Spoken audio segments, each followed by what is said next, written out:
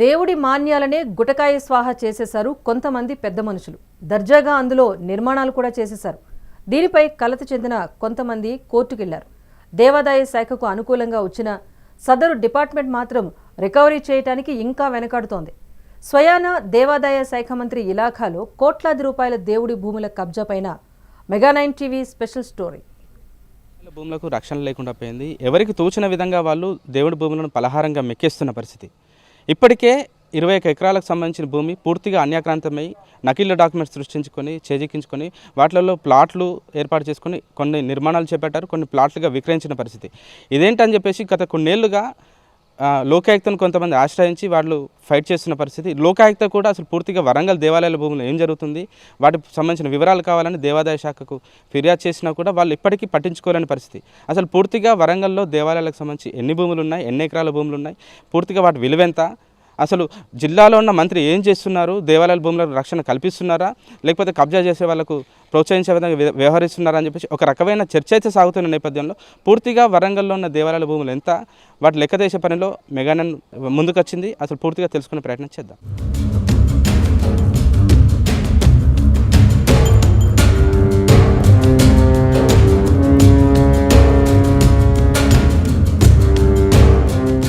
Greater Warangal పరిధిలోని దాదాపు 400 కోట్ల విలువైన దేవాదాయ శాఖ భూములు కబ్జాకోరులకు పలహారంగా మారుతున్నాయి. పాలకుల భయంతో దేవాదాయ శాఖ కూడా కబ్జాలపై నోరు మెదపడానికి వెనకాడుతోంది. ముఖ్యంగా వరంగల్, హనుమకొండ, కాజీపేటలోని ఆలయాల భూములు దర్జాగా కబ్జా చేసి పెద్ద భవనాలు, ఇళ్లు కట్టారు. దేవాదాయ శాఖ అధికారుల లెక్కల ప్రకారం హనుమకొండ పద్మాక్షి ఆలయానికి 72.23 ఎకరాలు, సిద్ధేశ్వర దేవాలయానికి 882, 889, 922 సర్వే నంబర్లలోని 24.03 ఎకరాలు, వీరపిచ్చమాంబ దేవాలయానికి సర్వే నంబర్ 879లో 1.14 ఎకరాల భూములు ఉన్నాయి. ఇందులో 21 ఎకరాలను రాజకీయ పార్టీల లీడర్లు, బిల్డర్లు, విద్యావేత్తల ముసుగులో పలువురు కబ్జా చేశారు. ఇక్కడ గజం భూమి విలువ దాదాపు 50,000 రూపాయల దాకా ఉంది. అంటే ఎకరం దాదాపు 25 కోట్ల రూపాయల దాకా ఉంది.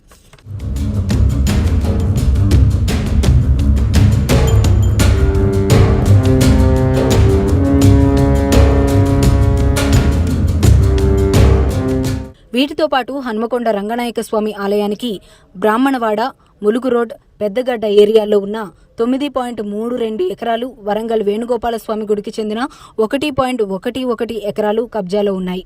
వీటి విలువ సైతం దాదాపు 150 కోట్ల రూపాయల దాకా ఉంటుంది. దీంతోపాటు మడికొండ వేణుగోపాల స్వామి ఆలయానికి చెందిన 58 సర్వే నంబర్లో 24 గుంటలు, 59లో 38.5 గుంటలు, 59లో 38.5 గుంటల భూమి కబ్జాలో ఉంది. అలాగే 59/A సర్వే నంబర్లో ఎకరం 29 గుంటలు, 80/Aలో 25 గుంటలు, 80/A/1లో 16 గుంటలు, 80/Bలో 20 గుంటలు, 80/B/1లో 20 గుంటల భూమి కూడా కబ్జా బారిన పడింది. ఇక కాజీపేట మల్లికార్జున స్వామి వారికి చెందిన 206 సర్వే నంబర్లో 7 ఎకరాల 8 గుంటల భూమిని కూడా కబ్జా చేశారు. చారిత్రక నేపథ్యం కలిగిన ఊరుగల్లు ఆధ్యాత్మిక కేంద్రంగా కూడా విలసిల్లుతుంది. త్రినగరి పరిధిలో హన్మకొండ, కాజీపేట, వరంగల్ పరిధిలో శ్రీ భద్రకాళి దేవస్థానం, పద్మాక్షి దేవస్థానం, సిద్ధేశ్వర ఆలయం, మల్లికార్జున స్వామి దేవస్థానం, వేణుగోపాల స్వామి ఆలయం, మెట్టు రామలింగేశ్వర ఆలయంతో పాటు పలు ఆలయాలకు సంబంధించి 100 ఎకరాల్లో భూములు కూడా ఉన్నాయి. ఈ ఆలయాలకు సంబంధించి ఇప్పటికే 21 ఎకరాలకు సంబంధించిన భూములు అన్యాక్రాంతమైంది. కొంతమంది లీజుల పేరుతో కొంతమంది నకిలీ డాక్యుమెంట్స్ సృష్టించి ఇప్పటికే చేజిక్కించుకొని వాటిలో నిర్మాణాలు చేపట్టారు. కొంతమంది అమాయక ప్రజలకు అంటగట్టిన పరిస్థితి. దీనికి ముఖ్య కారణం కూడా ఆలయాలు ఒక చోట ఉండడం, దానికి సంబంధించిన భూములు మరో చోట ఉండడం, వాటి నిర్వహణ కూడా, దానికి పర్యవేక్షణ కూడా ఆలయ అధికారులు పూర్తిగా విస్మరించిన పరిస్థితి నేపథ్యంలో పూర్తిగా ఇది కబ్జాదారులకు అండగా మారింది. ఆసరాగా తీసుకొని వాటిని చేజిక్కించుకొని అమాయకులకు విక్రయించిన పరిస్థితి. ఇంత జరుగుతున్నా కూడా పట్టించుకోవాల్సిన దేవస్థాన అధికారులు, ఆలయ అధికారులు పూర్తిగా వాటిని విస్మరించి కబ్జాదారులకే కొమ్ము కాస్తున్న పరిస్థితి ఉంది. కొంతమంది సామాజిక కార్యకర్తలతో పాటు స్థానికులు కూడా మా ఆలయాల భూములు కబ్జాకు గురవుతున్నాయి, వీటిపైన చర్యలు తీసుకోండి అని చెప్పి కోర్టుతో పాటు లోకాయుక్తను ఆశ్రయించిన పరిస్థితి. లోకాయుక్త కూడా సదరు ఆలయాల భూములు పూర్తిగా ఎంతవరకు ఉన్నాయి ఏందని చెప్పేసి పూర్తిగా సర్వే చేసి నివేదిక ఇవ్వాలని చెప్పేసి ధర్మాదాయ శాఖ అధికారులు నివేదిక ఇచ్చినా కూడా కనీసం వాళ్ళు వాటి బుట్ట దాఖలు చేసిన పరిస్థితి. ఇప్పటికీ 100 కోట్ల భూములు కబ్జాకు గురవుతున్నా కూడా ఆలయ అధికారులు ఈ విధంగా ఉండడం, వాళ్ళు నిమ్మకు నీరెత్తినట్టు వ్యవహరించడం పట్ల పలువురు ఆగ్రహం వ్యక్తం చేస్తున్న పరిస్థితి. దేవుడి భూముల కబ్జాపై రాష్ట్ర వినియోగదారుల మండలి, కాకతీయ వారసత్వ సంపద పరిరక్షణ వేదిక లోకాయుక్తలో ఫిర్యాదు చేశారు. ఆక్రమణలపై రిపోర్ట్ ఇవ్వాలని జస్టిస్ సివి రాములు ఆదేశించారు. కబ్జాలు నిజమైతే ఆక్రమణలు కూల్చేసి శాశ్వత హద్దులు ఏర్పాటు చేయాలని ఆదేశించారు. దీంతో రెవెన్యూ, దేవాదాయ శాఖ అధికారులతో పాటు గ్రేటర్ వరంగల్ మున్సిపల్ సిబ్బంది కలిసి పలు ఆలయాల భూములను సర్వే చేశారు. దాదాపు 2081 ఎకరాల భూమి ఆక్రమణకు గురైనట్లు లోకాయుక్త న్యాయస్థానానికి 2023 జనవరి 5వ తేదీన రిపోర్ట్ అందించారు. దాదాపు 400 కోట్ల రూపాయల దేవాదాయ భూములు కబ్జా అయినట్లు నివేదికలో తెలిపారు. దేవాలయం ఒక చోటు ఉంటుంది, దానికి సంబంధించిన భూమి ఒక చోటు ఉంటుంది. ఇదే అదునుగా భావించిన కొంతమంది కబ్జాదారులు నకిలీ డాక్యుమెంట్స్తో ఆ భూములను చెరబట్టారు. వాళ్ళు ఎవరైతే కబ్జా చేసిన భూములు ఉంటాయో వాటిల్లో రియల్ ఎస్టేట్ వెంచర్లు ఏర్పాటు చేశారు. కొన్ని నిర్మాణాలు కూడా జరిగినాయి. సాధారణంగా ఎవరైనా పౌరులు నిర్మాణం కోసం, అనుమతుల కోసం మున్సిపల్ శాఖకి వెళ్తే 1.25 లక్ష కొర్రీలు పెట్టే మున్సిపల్ శాఖ వీళ్ళ విషయంలో మాత్రం త్వరితగతిన నిర్మాణ అనుమతులు ఇచ్చి చేతులు దులుపుకున్నాయి. తక్కువకు వస్తున్నాయని చెప్పేసి కొనుగోలు చేసిన కొంతమంది ఇప్పుడు కూడా కొంతమంది కోర్టుకు వెళ్ళడంతో మేము సక్రమంగా కొనుగోలు చేశాము, అన్ని డాక్యుమెంట్స్ చూసుకున్న తర్వాతనే కొనుగోలు చేశామని చెప్పి వాళ్ళు కూడా కోర్టులో చుట్టూ తిరుగుతున్న పరిస్థితి. వాళ్ళ అవసరాల కోసం, తాత్కాలిక అవసరాల కోసం, ఆర్థిక అవసరాల కోసం కబ్జా చేసిన భూములు అమాయకులకు అప్పచెప్పి వాళ్ళు చేతులు దులుపుకుంటే వాళ్ళు మాత్రం ఇప్పుడు కోర్టుల చుట్టూ తిరుగుతూ ఫైట్ చేసిన పరిస్థితి.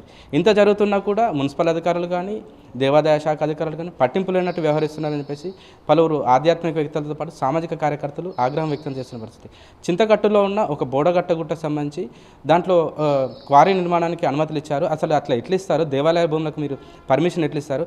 అదే వక్ఫ్ బోర్డు బోర్డులకు అయితే మీరు అనుమతులు ఇస్తారా? కేవలం హిందూ ధర్మం మీద, హిందూ దేవాలయం మీద దాడులు జరుగుతుందని చెప్పేసి మేము భావిస్తామని చెప్పేసి పలువురు చెప్తున్న పరిస్థితి. అంతేకాదు, ఎక్కడెక్కడ కబ్జా చేశారు, అక్కడ ఏ నిర్మాణం చేపట్టారో కూడా నివేదికలో స్పష్టం చేశారు అధికారులు. బతుకమ్మ ఆడే సిద్ధేశ్వర ఆలయానికి చెందిన 2.24 ఎకరాలు కబ్జా కాగా అందులోని 9 గుంటల్లో బీఆర్ఎస్ పార్టీకి చెందిన వరదారెడ్డి ఎస్ఆర్ కాలేజీ నిర్మాణం చేపట్టారు. అలాగే పద్మాక్షి ఆలయానికి చెందిన 6.22 ఎకరాలు కబ్జా అయిన భూమిలో అప్పటి రూలింగ్ పార్టీ లీడర్ సన్నిహితుడు పెట్రోల్ బంక్ ఏర్పాటు చేశాడు. అలాగే ఓ కార్పొరేటర్, విద్యా సంస్థ, ఐటీఐ కాలేజీ, ఇతర నిర్మాణాలున్నాయి. ఇక వీరపిచ్చమాంబ ఆలయానికి చెందిన 30 గుంటల కబ్జా కాగా ఇందులోని 20 గుంటల్లో ఓ కార్పొరేటర్ అపార్ట్మెంట్ నిర్మించారు. వేణుగోపాలస్వామి ఆలయానికి చెందిన 1.11 ఎకరాల్లో ఓ స్కూల్, గార్డెన్, 12 మంది పేర్లు ఆక్రమణలో ఉన్నాయి. ఎక్కువగా రంగనాయక స్వామి ఆలయానికి చెందిన 9.32 ఎకరాల్లో 34 మంది కబ్జాలో ఉన్నట్లు విచారణలో తేలింది.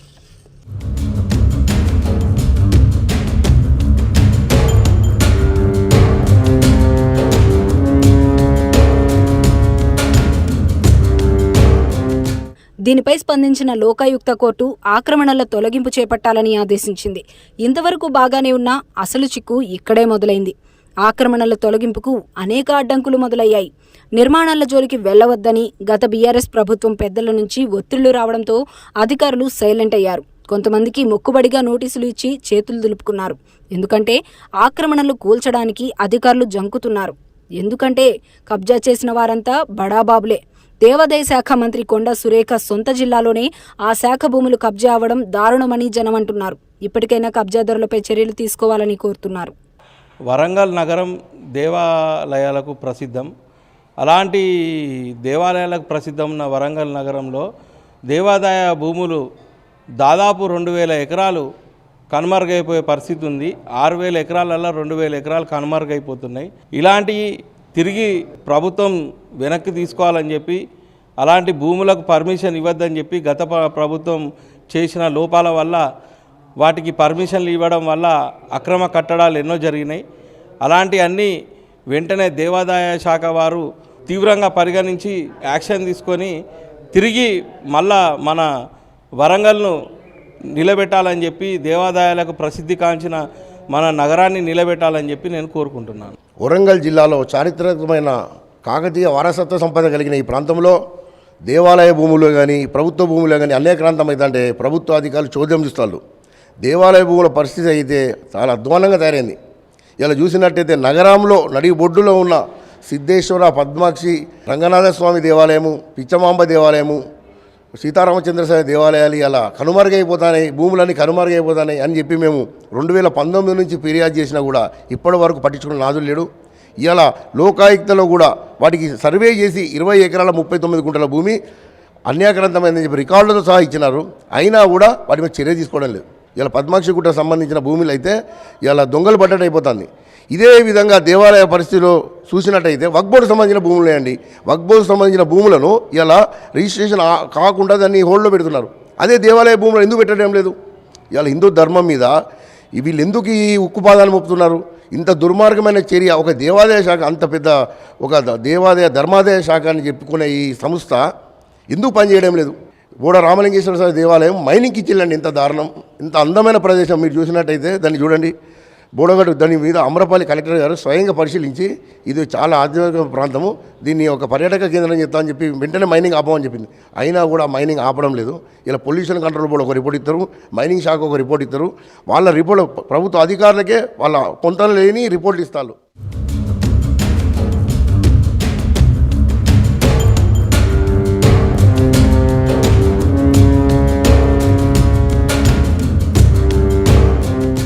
రాజకీయ అండతో ఒకరు, ఆర్థిక బలంతో ఒకరు, విద్యాలయాలు నడుపుతున్నాం అన్న వంకతో ఇంకొకరు. కొంతమంది కబ్జా చేస్తే కొంతమంది ఏమో లీజుల పేరుతో దేవాలయాల భూములు చేజిక్కించుకొని వాటిని అన్యాక్రాంతం చేసి అక్రమంగా ఉంటున్న పరిస్థితి. ఈ విషయమై గత కొన్నేళ్లుగా కొంతమంది ఒక టీమ్గా ఏర్పడి లోకాయుక్తను ఆశ్రయించి మా దేవాలయ భూములు కాపాడాలి, చారిత్రక నేపథ్యం ఉన్న వరంగల్ భూములు అత్యంత ప్రాశస్త్యం పొందింది, వాటిని ఖచ్చితంగా కాపాడాలని చెప్పి ఫైట్ చేస్తున్నా కూడా పట్టించుకోవాల్సిన దేవాదాయ శాఖ అధికారులు మాత్రం పట్టనట్టు వ్యవహరిస్తున్నారు. జిల్లాలో ఉన్న కొండా సురేఖ మంత్రి కూడా దేవాదాయ శాఖ మంత్రిగా కొనసాగుతున్నారు. ఆ మంత్రి దృష్టికి కూడా గతంలో చాలాసార్లు ఫిర్యాదు చేసినా కూడా మంత్రి కూడా స్పందించిన పరిస్థితి ఉందని చెప్పేసి చాలామంది వాపోతున్న పరిస్థితి. ఇప్పటికైనా జిల్లా మంత్రి ఈ విషయంపై శ్రద్ధ పెట్టి కోట్ల విలువ చేసే దేవాలయ భూములను రక్షించాలని చెప్పేసి కోరుతున్న పరిస్థితి.